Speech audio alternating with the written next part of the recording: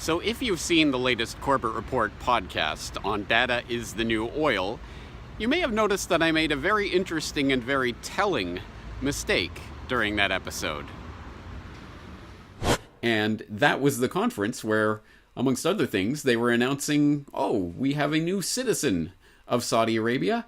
Yes, Sophia, the robot. In fact, the very robot that just last year announced it was going to destroy humans is now a citizen of Saudi Arabia. Well, isn't that cute? And now, I guess she leapfrogs over women in the Saudi Arabian pecking order and becomes a full-fledged citizen.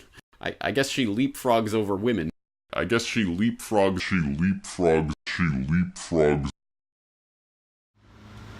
She? She? No, James. Not she. It. It. The robot is an it. But I said she, didn't I? What an interesting mistake. I didn't even catch it until the second time around when I was re-listening to it during the edit. And I thought, what on earth? Why did I say she? Insidious, isn't it? It's almost like we are being prepared to accept these devices as people. Oh, we are. Of course, that's what the indoctrination and the propaganda is about. That's why they're being given citizenship and all these other ploys. It is a giant PR campaign for our transhumanist future. Yes, and it's so insidious that it even works on people like myself who are fully conscious of this and actively thinking about it. And yet, here we are. It was, less than a year ago that I recorded that video with the cute little robot in the mall here in Japan with, they're preparing us to accept something here, and we're already calling robots she.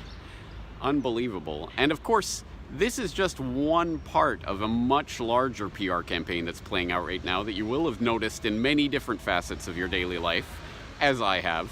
I'm certainly not looking for it, but I have seen dozens of articles about the sex robot of the future is going to be the greatest thing ever. Man wants to marry his sex robot. A man has sex with his sex robot 4 times a week and his wife loves it. And all of this nonsense that's being foisted out there right now. Again, we're gradually being indoctrinated to believe that this is a person. This is not a thing. This is a person that you can interact with.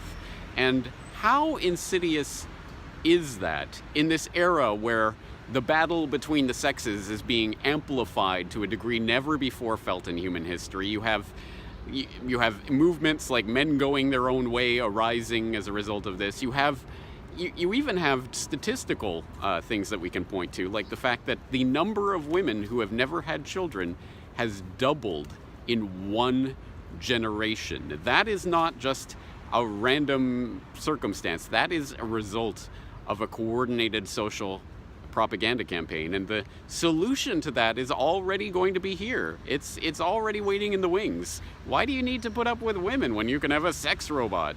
She's just as good as the real thing, right? It's very, very insidious. And make no mistake about it, this is part of a PR campaign. It's exactly like a decade ago when the iPad first came out, and I remember seeing Stephen Colbert holding one up at the Emmys or the Grammys or the Oscars or whatever the hell he was hosting, and he was doing this thing where he's flipping it around. Haha, look at this, it's so cool, you can make the screen rotate. And I remember thinking at the time, this isn't even a propaganda, and this isn't even an ad campaign for Apple, although it serves as that as well.